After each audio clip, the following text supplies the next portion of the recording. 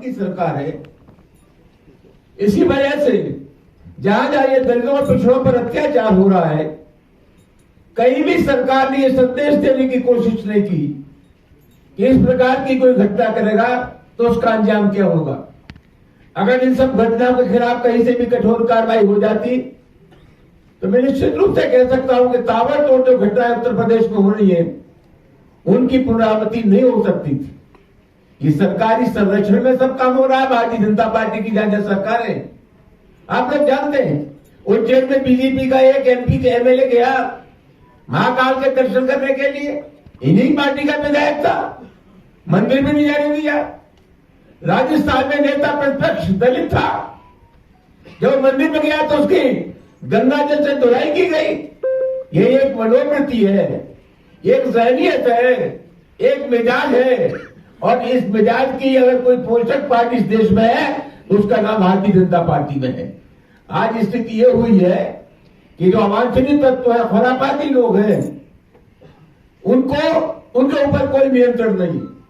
आज माननीय राष्ट्रीय अध्यक्ष जी ने बकेबर का सवाल है, उस गंभीर सवाल पर ध्यान आकर्षित करने के लिए, समाजवादी पार्टी का समर्थन व्यक्त करने के लिए आपको तकलीफ दी है। मैं समझता हूं कि बहुत गंभीर मामला है।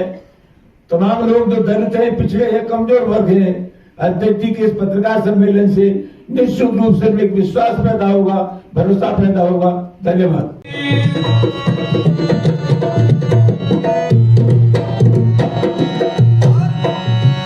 चरणों में पड़ी तुम्हारी, चरणों में पड़ी तुम्हारी, हमको ना भुला देना। चरणों में पड़ी तुम्हारी, हमको ना भुला देना।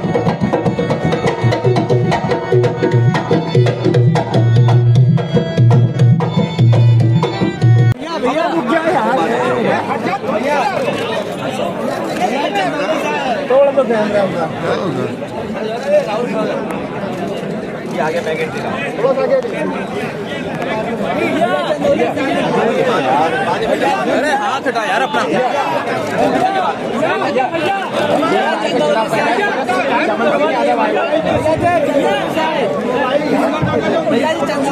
ये किसी का मोबाइल खो गया है, पार्टी जाने से लेना जिसका मोबाइल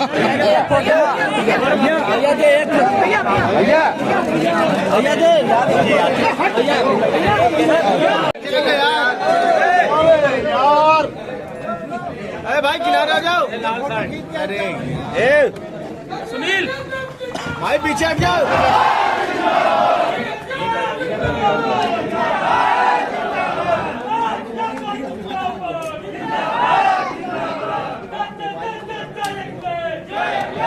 चाचा हट जाओ।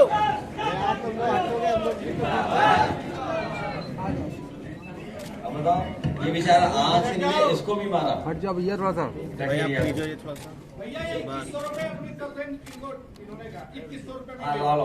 मुझे समाज की तरफ से लाइए।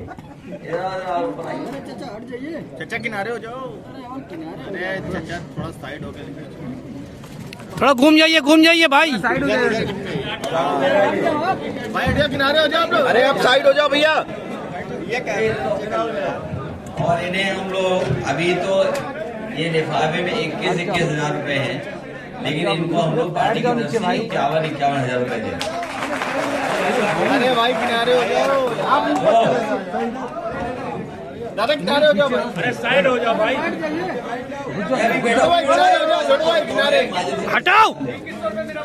हो जाओ माँ के बिना। अरे भैया साइड हो जाइए थोड़ा सा तो।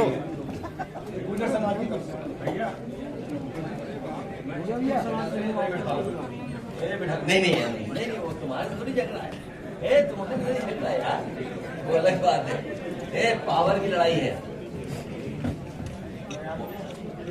एक विशेष घटना के संबंध में आपको आज यहाँ आमंत्रित किया गया है। आपको मालूम है कि बकेबर इटावा में कल जो पिछड़ी जाति के कथावाचक थे, जिनका कार्यक्रम पहले से तय था, ऐसा नहीं है, उन्हें पहले से मालूम था कि कथावाचक पिछड़ी जाति से हैं, दलित जाति से हैं। इसके बावजूद भी कल उन्हें अपमानित किया गया, उनको काफी चोटें पहुंचाई, उन पर पेशाब डाला गया और ये संदेश दिया गया कि काम उनका नहीं है। जो कमजोर वर्गों के लोग हैं, दलित हैं, पिछड़े हैं, कोई कथा भागवत का कार्यक्रम नहीं कर सकते। दोस्तों, यह अत्यधिक दुर्भाग्यपूर्ण है कि अगर कोई पिछड़ी जाति का आदमी या दलित जाति का व्यक्ति अगर धार्मिक बातों को सीख लेता है, कथाओं को सीख लेता है, तो उसे आप भला कैसे वंचित कर सकते हैं। लेकिन ये मनोवृत्ति है हमारे देश की, और उस मनोवृत्ति की पोषक है भारतीय जनता पार्टी। जिस तरह से लोगों को अपमानित किया, वो निश्चित रूप से चिंता का विषय है। और न सिर्फ बकेबर में आप देखते हैं पूरे उत्तर प्रदेश में जो कमजोर वर्ग के लोग हैं, दलित हैं, पिछड़े हैं, उन पर अत्याचारों की बात सी आई हुई है। कहीं उनकी बारातें नहीं चढ़ने दी जा रही हैं, कहीं उनकी बच्चियों के साथ बलात्कार हो रहा है। माननीय अध्यक्ष जी मुख्यमंत्री रहे हैं, हम लोगों का सड़क का भी अनुभव है, सरकार का भी अनुभव है। और मैं तो एक ही बात कहूंगा, भाजपा जाए तो हम सबको चैन आएगा। और घटनाएं कोई एक दो नहीं है। सुल्तानपुर में महेंद्र प्रताप मौर्य जी एडवर्ड को गोली मार करके मार दिया गया। घटना महोबा की याद होगा आपको, पिछले महीने की बात है। मैं यहां नहीं था, मैं बाहर था, लेकिन हमारे लोग पहुंचे और परिवार की मदद करने के लिए आए थे।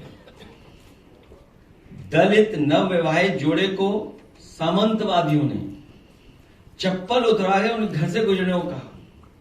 जब उन्होंने मना किया तो दूल्हे को, उसके परिवार को और नवविवाहिता को बुरी तरह मारा गया। क्या ये कोई कल्पना कर सकता आज के समय पर, जब हम विश्व गुरु बनना चाहते हैं, दुनिया को हम सस्टेनेबल डेवलपमेंट की बातें बताना चाहते हैं, दुनिया में हम विकसित भारत बनाकर के खड़ा करना चाहते हैं, दुनिया में ये कहते हैं कि अब हमसे आगे कुछ ही अर्थव्यवस्थाएं, वहां पर सोचिए नई नई शादी हो, आप हमारे घर के सामने से तभी निकल सकते हैं जब आप चप्पल उतार करके जाएंगे, और नहीं ऐसा करते हो तो आपको अपमानित होना पड़ेगा।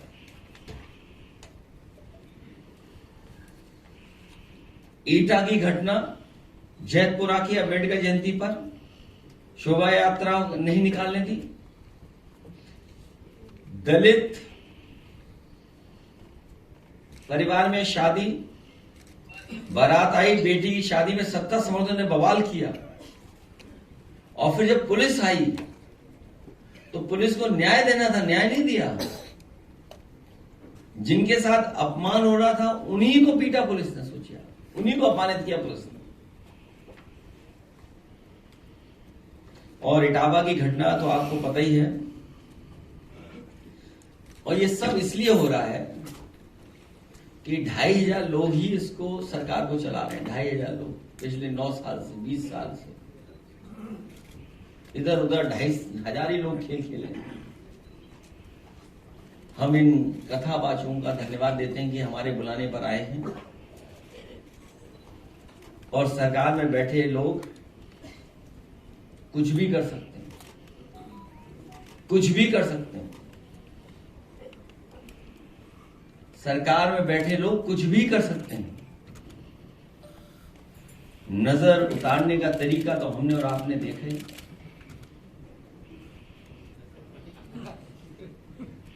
बस बच ही गया कोई। मैं अपने कथावाचकों से कहूंगा, 1 मिनट कुछ बजा करके सुना दें या गा दें। यही डर है उनको। इसीलिए जब वोट डालने की सूची बनती है, किन किन अधिकारियों की पोस्टिंग होगी, पीडीए नहीं होगा उसमें। आप अयोध्या का एक एग्जाम्पलरी केस है, आप पढ़िए ना, देखिए, राइट फ्रॉम जहां से बोर्ड पढ़ने से लेकर आखिरी तक किसको कहां पोस्टिंग होनी है, किसको क्या टारगेट फिक्स है, किसको कितना वोट देना है, कौन सा मंत्री किस बूथ पर रहेगा, मंत्री का आदमी पकड़ा गया, कितने हजार लोग बाहर से आए। वृंदावन में पंडित एक वृंदावन में कथावाचक हैं पंडित जी, उन्होंने कथा करते हैं, उसमें विवाद बयान दे देते हैं, फिर चित्रगुप्त समाज और ब्राह्मण समाज में आपस में वैमनस्य हो जाता है। वो मुझे जानकारी नहीं है, लेकिन इतना पता है मुझे मथुरा वृंदावन में भी जमीन बहुत बीजेपी के लोगों ने कब्जा की है। पीडीए समाज के सर जो ये अपमान इतनी हुआ, कब्जा की। अजय जी पीडीए समाज में जो अपमान हुआ, क्या आपकी पार्टी सड़क पर उतरेगी? एलिगेशन उनके द्वारा लगाए जा रहे हैं समाजवादी पार्टी के ऊपर, क्या तुम लोग समझदार नहीं हो। अरे रुक जाओ, एक मिनट जाओ, यही खत्म कर देंगे आखिरी यहीं। उसमें एक टेक्निकल इशू आ रहा था, वो मंत्री नहीं बन पा रहे थे। उनको ये कह के टाला जा रहा था कि अभी आप समाजवादी पार्टी के हैं और अगर आप मंत्री बनाए जाएंगे तो आपको अपनी संस्था छोड़नी पड़ेगी, चुनाव दोबारा होगा, बाई इलेक्शन होगा। तो आप समझिए उनका टेक्निकल इशू मैंने खत्म कर दिया, अब वो मंत्री बन सकते हैं। अब आप पूछोगे कि 3 निकाले और क्यों नहीं निकाले?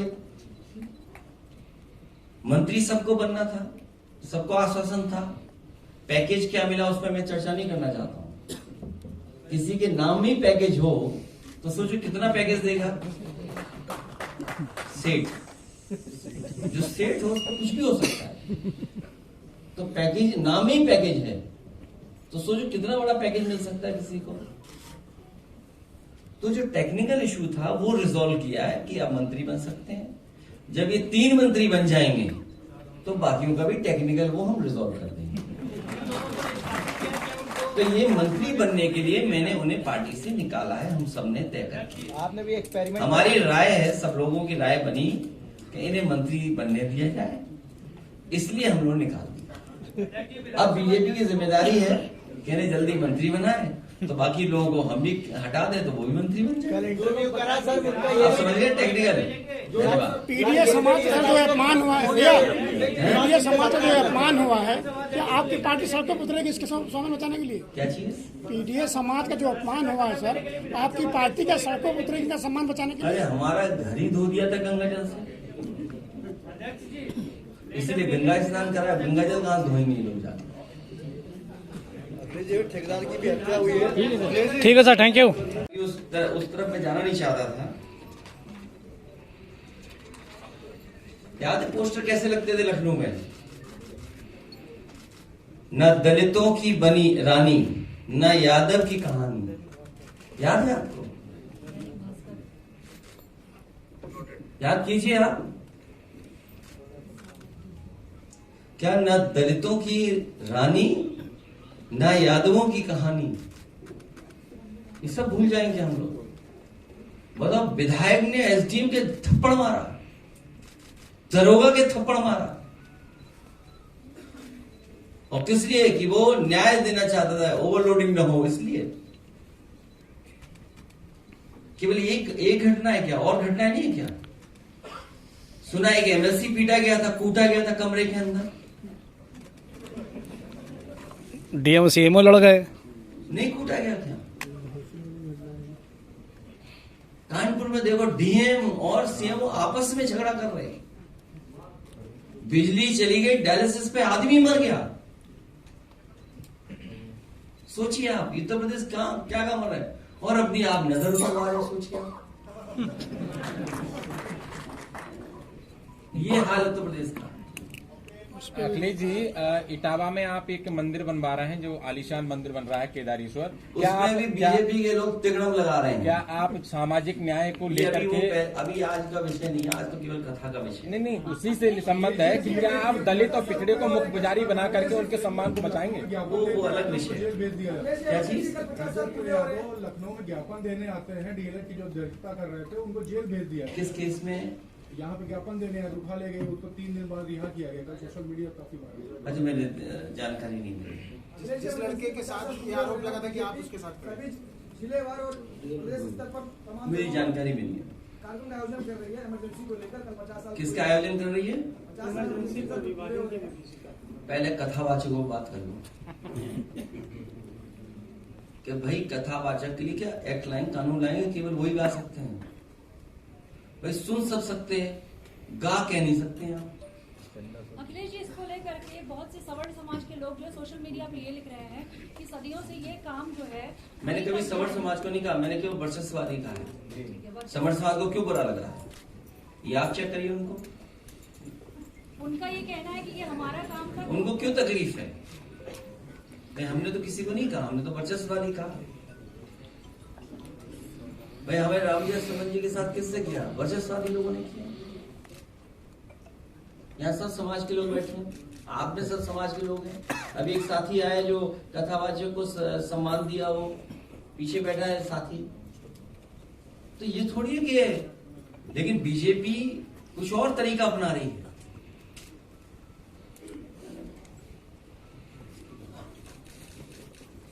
ठीक है सर। आपने जो यहाँ किया एक नजीर है उन पीडीए और तमाम उन लोगों को, वर्चस्ववादी लोगों के लिए।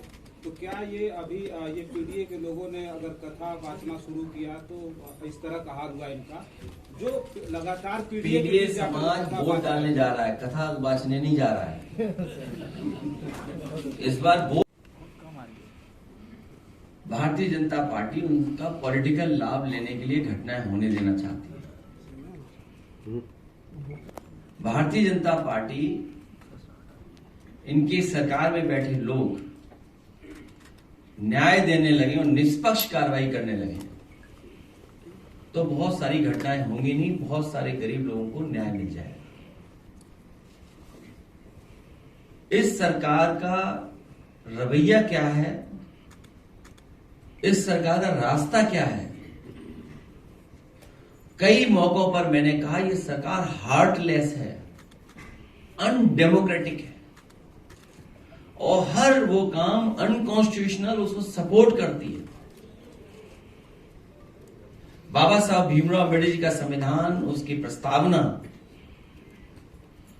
केवल प्रस्तावना के तहत ही अगर सरकार फैसला लेने लगे तो हमारे गरीब, गांव में रहने वाले लोग, पीडीए परिवार के लोग, दलित, पिछड़े, अल्पसंख्यक और जिनके साथ अन्याय हो रहा है उनको न्याय मिलने लगे, उनका सम्मान होने लगे। इस सरकार में बैठे लोग लगातार अन्याय करा रहे हैं। वो प्रभुत्ववादी लोग, वर्चस्ववादी लोग, प्रभुत्ववादी लोग लगातार पीडीए परिवार के लोगों को डरा रहे हैं, धमका रहे हैं, अपमानित कर रहे हैं। सोचने का सवाल यह है, भागवत कथा सबके लिए है, भागवत कथा सबके लिए है। जब सब सुन सकते हैं तो सब बोल क्यों नहीं सकते?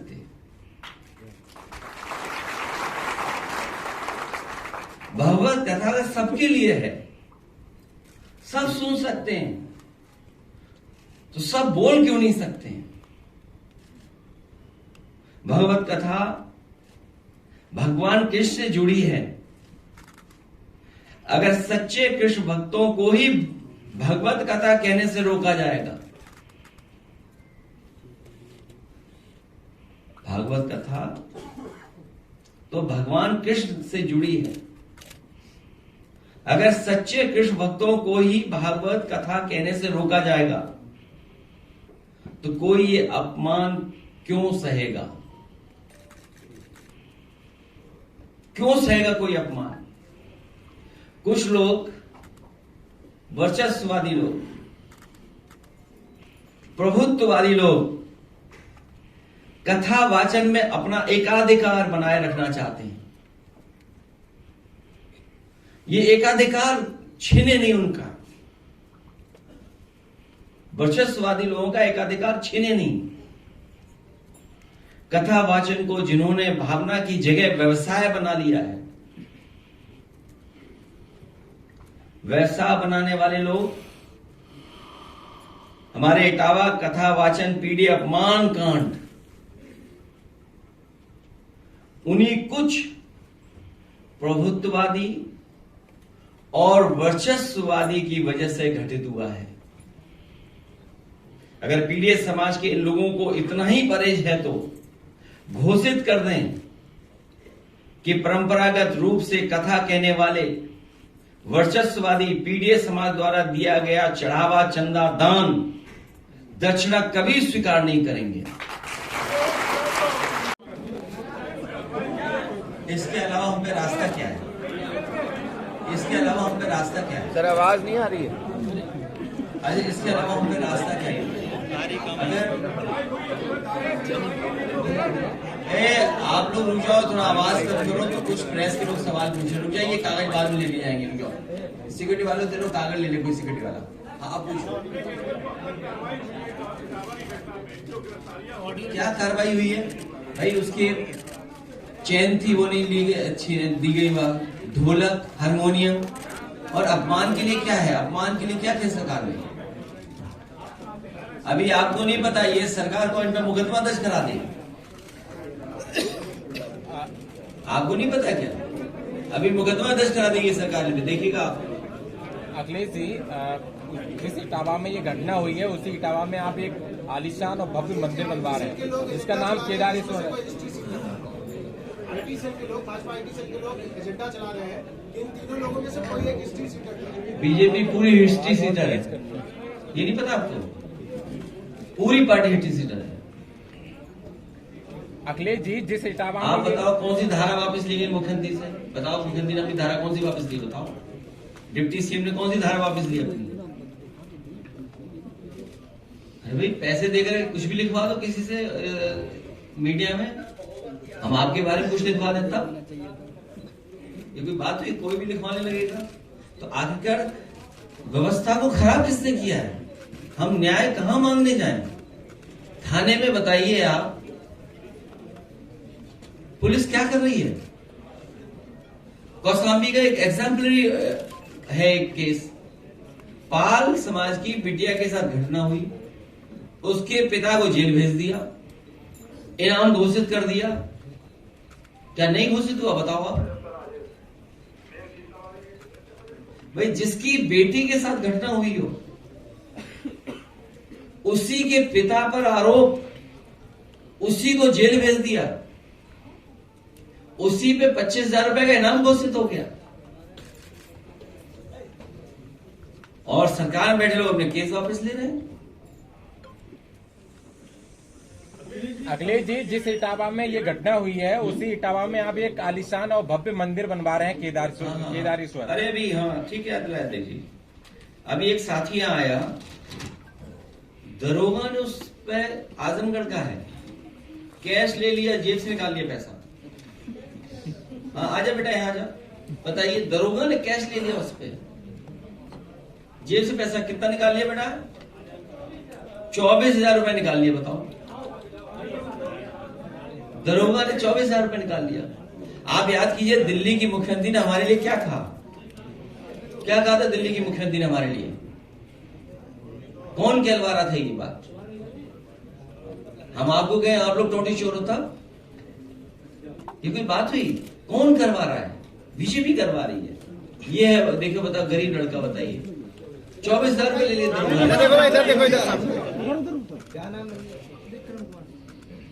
पैसे कहाँ ले जा रहे थे? क्या मामला था, क्यों ले लिया? झगड़ा हुआ था तो बोले कि आपके घर से खाना मंगाना है, तो मेरे बाबा गए तो उनसे बोले कि पैसा दे तो छोड़ देंगे, तो 24,000 रुपए दे तो एक दिन के बाद छोड़े थे। हाँ देखिए, रिश्वत मांगी ना। सुरपाल दरोगा। क्या नाम है ना, पता नहीं क्या नाम है दरोगा? सुरपाल दरोगा जी। अरे दरोगा क्या, तुम्हें लखनऊ में पैसा चल रहा, दरोगा दरोगा कर रहे तुम यहाँ। अरे तुम यहाँ दरोगा के चक्कर में पड़े हो। दरोगा दे किसको रहा है? ठीक बेटा, हम दिलवा देंगे। नहीं हुआ 24,000 हम लोग देंगे और दरोगा से भी दिलवाएंगे तुम्हें। फिर सच बोलने के लिए आप सोचिए, आप दरोगा तो इकट्ठा करके दे रहा है किसी को, तुम कह रहे दरोगा नाम कौन है? मुख्यमंत्री नाम क्यों नहीं पूछते हो आप? किसके पास जा रहा है पैसा? तो चुनाव आ रहे हैं इसलिए इकट्ठा कर रहे हैं लोग। पुलिस कहीं चोरी में इन्वॉल्व हो रही है तो कहीं अपराधी को भगा रही है। यूपी पुलिस कहीं, क्या ये बताइए आप, अभी एसडीएम पिटा विधायक से, और आप में से कुछ लोग हैं पत्रकार जो न्यूज बदल रहे हैं। जो अखबार आरएसएस बीजेपी का है, बिका हुआ अखबार, वो क्या न्यूज बदल रहा है? आपको याद होगा अखबार का ये ढोलक दूसरी है जो अभी नई दिलाई है। इनको बुला करके यहां आपके सामने बैठा करके हमारा मकसद ये कि इनका सम्मान हम लोग कर रहे हैं। इनका जो पैसा और लूट लिया उन्होंने, उसकी तो बाद में एफआईआर लिखाएंगे। जो कुछ है हम इनका सम्मान करेंगे।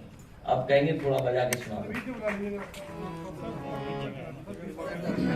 बीच में कैसे आप आएंगे? अरे माइक कर दो, अरे आवाज आएगी। अरे हम दूसरे कथावाचक से कथा सुनेंगे भाई। तुम्हें नहीं पता कौन है कथा कहता है? कौन सा चैनल है, अखबार कौन सा बता रहे? अब दूसरे सुनेंगे।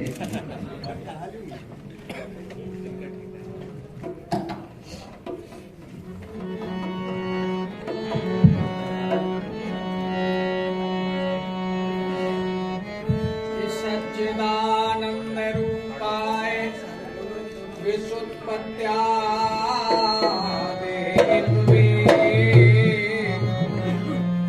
तापत्रे विलासाय श्री कृष्णाय वयं नमः।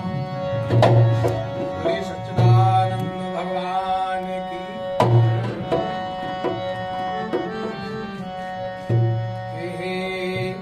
नेताजी मेरी ध्वनि को और सुनने का समय देना।